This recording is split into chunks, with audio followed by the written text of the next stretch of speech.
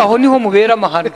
birazira bikaziririzwa ntabwo turi bwikore inkuru ntabwo turi bwikore inkuru kosora ntabwo ari inkuru turi bwikoreho kuko ni inkuru yavugiwe ku karubanda ntabwo nyine iratureba twese twese iratureba ubwo ndayikurikiye ntabwo nyirimo komisiyo komandebe yari baga wayibonye komisiyo sawa abantu bateguye inkuru yo kwikoraho batazi naho bari zikoraho nabonye umutwe w'inkuru ugira uti mudusabe birenze n'ibyo dutanga ntimubidushimira Mutesi Scovia yatabaje itangazamakuru imbere y'abadepite Mutesi Scovia turi kumwe uyu nyine nta umureba se uriya santere bari kumwe ni Rwantere njye n'abanyamakuru inyuma n'abanyamakuru ari mu nteko reka negere mikoro uriya ni Scovia OG byo ndabibona ko ari we reka mbe mvuye mu kiganiro none se ndicara niganireho uriganiraho oya ntabwo uri kwigura umuvandimwe ngo bamuhaye inka aravuga ati amano yose narayikoze nayishigaje gukaminga ngiye gukaminga hanyuma se nkora iki ngaho some inkuru twumve noneho tugende ntacyo ni mu muganiro umuyobozi w'urwego rw'abanyamakuru umuyobozi w'urwego rw'abanyamakuru igenzura Mutesi Scovia yasabye abadepite gukora ubuvugizi itangazamakuru rigahabwa inkunga mu buryo bwa mikoro ku buryo ryoroherwa no gukora kinyamwuga ibi Mutesi Scovia yabikaze rero ngiye kuzana izina nditaruka yabigarutse kuri uyu wa 4 tariki 24 Mata uyu munsi ubwo ari mu kiganiro na komisiyo y'ubumwe bw'abanyarwanda uburenganzira bwa muntu kurwanya jenoside ni ikiganiro cyakigamije kurebera hamwe uruhare rw'itangazamakuru mu gushyira mu bikorwa politiki y'igihugu bimwe n'ubwiyunge y'umwaka wa 2020 Mutesi yagaragaje ko itangazamakuru rikora akazi gakomeye ariko rikigorwa no kubona mikoro yo kurifasha gukora kinyamwuga cyane ko n'ibikoresho usanga bihenze kandi abarikora bakirwanaho ati nta kintu na kimwe itangazamakuru nk'ibigo dukoresha gisonewe turabacuruza dusanga inzego zitandukanye zishaka gushyira mu bikorwa gahunda zabyo ziri mu dukubo zashyiramo no kureba uko zakora n'itangazamakuru inzego zibishaka gushyira mu bikorwa gahunda zabyo zashyiramo n'uburyo buzifasha gukorana n'itangazamakuru kuri buri porogaramu yose yateguwe na media ikaba yarahawe rubu apana kudufata nk'abafatanyabikorwa mu gihe harimo amafaranga ati nk'iyo habaye ibiza inzu z'abaturage zikagwa ati ubu turi mu bihe by'imvura ntabwo leta ijya mu ruganda rw'umuntu ngo itware amabati itamwishyuye ati ariko twebwe umwanya wacu leta n'ibindi bigo bitandukanye bishamikiyeho bishaka kuwukoresha nta kiguzi twitwa abafatanyabikorwa iyo dufite icyo tugiye gukora ariko iyo tugiye gukodesha inzu iyo tugiye kugura ibikoresho n'iyo tugiye gukora tuba abacuruzi yakomeje agira ati dukeneye ko mu gutekereza ibyo bitangazamakuru rikora na RMC bigomba gutekerezwa hagati RMC ntidufite amafaranga duhabwa n'urwego runaka ngo tuvuge ngo turunganira twakabaye dufite uburyo bwiza nka Minagiri niba ishaka ko abanyarwanda bamenya amakuru nibura ikaba ihemba umunyamakuru nibura umwe muri buri kinyamakuru uzobereye mu gukora inkuru z'ubuhinzi ndazijyamo twakabaye tuvuga ngo abaturage bazabona amakuru y'ubuhinzi ku bijyanye n'ibiza nabyo hari icyo bunganira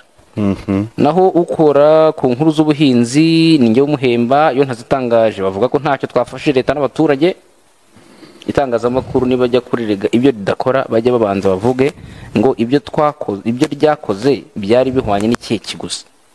ntabwo ndumva umuntu watanze raporo rw'itangazamakuru n'ibiciro rwari rukwiye yagaragaje ko abakora itangazamakuru bishyura iminara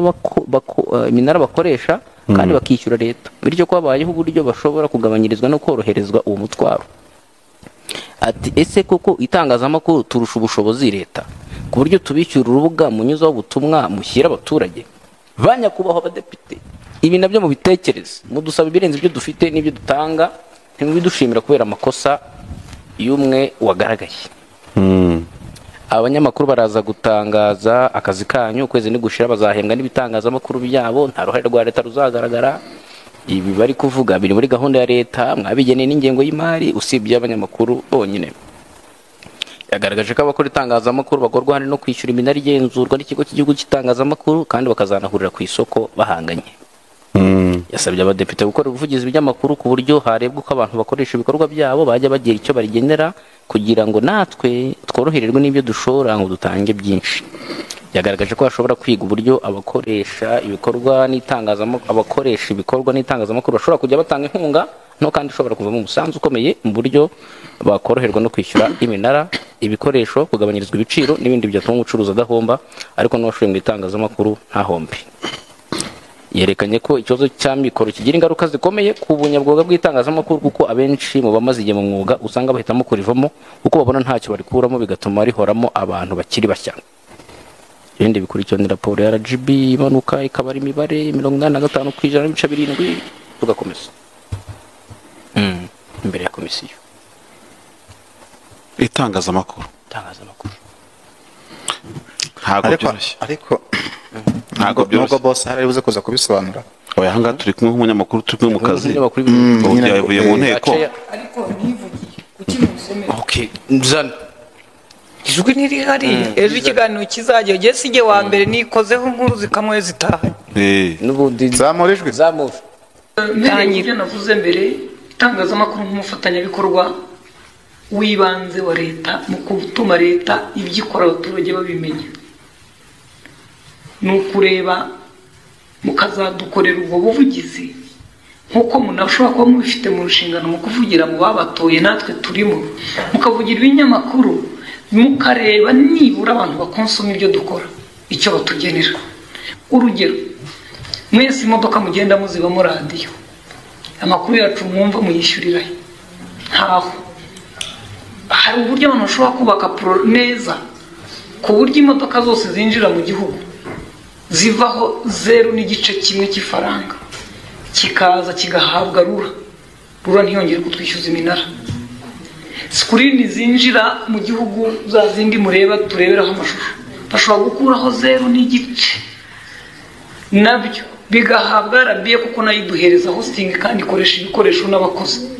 Noneho icyo gihe hakaba exchange cyangwa ingurane y'uburyo bya bindi bike twakoraga twirwanaho twabizamura kuko natwe hari ahandi badufashe amaboko kugira ngo dukomere.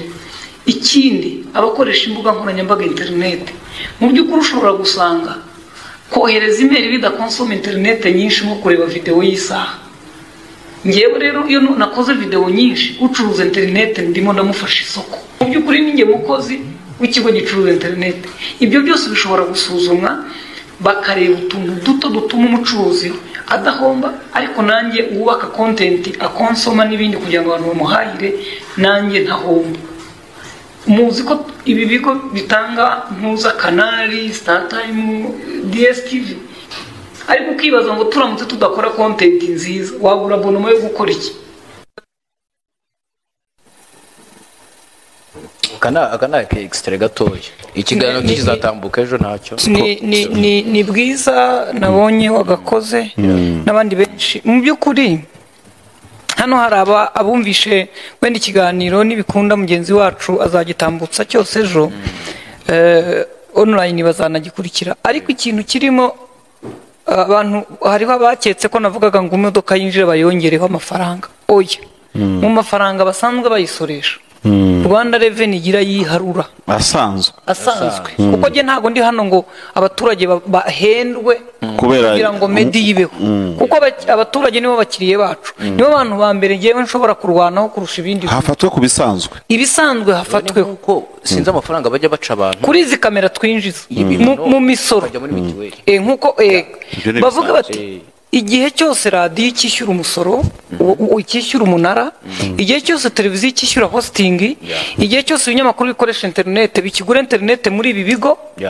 mu by'ukuri abantu mwese mukuri ikiganiro cyacu mugera ku 1800 mukaba mugiye kumara amasaha 2 mutureba mukonsomye mugura internet yangahe ku kwezi niba mutureba mu gitondo na nimugoroba kandi ubwo singe gusa hari n'abandi benshi nukuvuga ngo hari ibikwiye kurebwa mu rwego rw'uko nubwo wenda umuntu yanditse titire hari wari wavuze atabanyamakuru tubona mu by'ukuri nk'abafatanyabikorwa nta bitagaragara ngira ngo depite yongeye no gufata ijambo aravuga ati nyina umuntu ntago mwanyumvise neza ariko mu by'ukuri ibikorwa byose dukora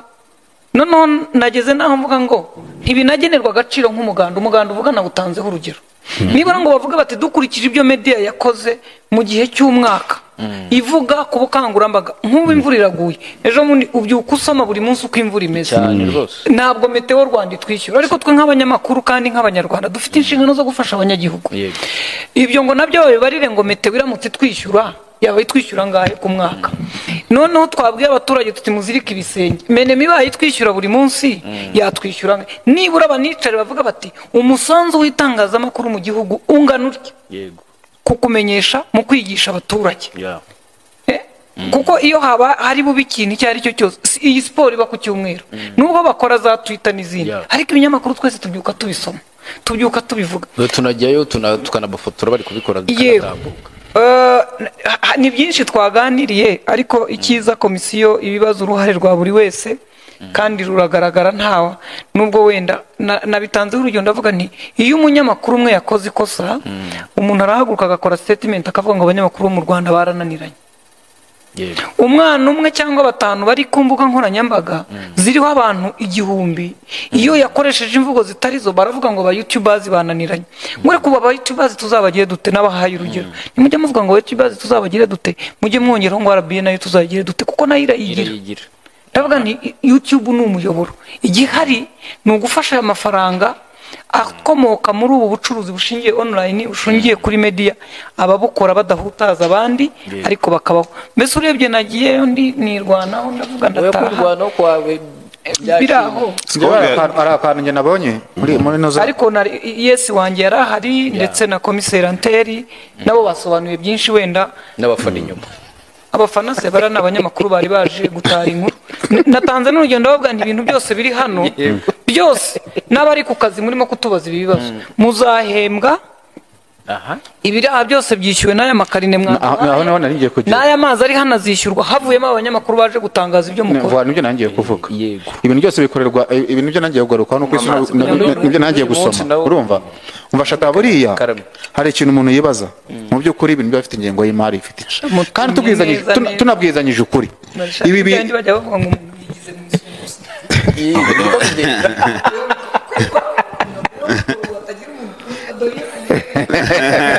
iyo abagabo nta kishobora kukuvuga nta kibazo bagakomeza urumva uzi kugira ngo